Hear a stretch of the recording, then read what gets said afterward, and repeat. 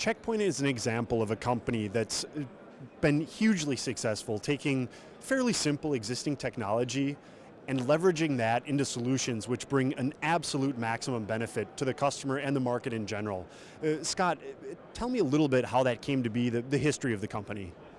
So Checkpoint was the first company which developed RF technology, which is in use today, still today, for anti-theft technology, for loss prevention. And Checkpoint have stayed at the forefront of that technology, always pushing the boundaries, bringing out new products and services throughout its history. And what's a typical challenge? What does a typical customer come with you and say, Scott, help me with this. This is my challenge.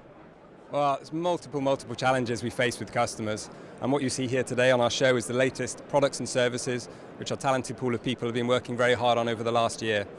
So what we're typically showing here for our customers covers three main axes.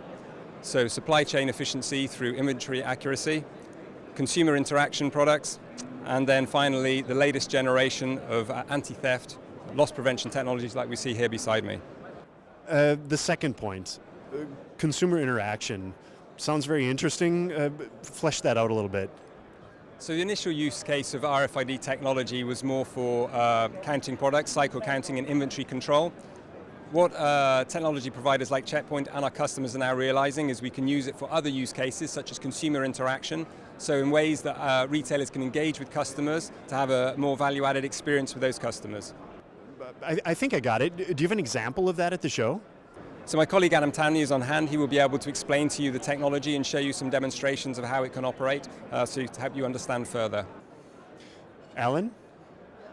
Scott told me I can ask you some questions about customer interaction as it relates to Checkpoint. Tell me a little bit of the background, what you offer.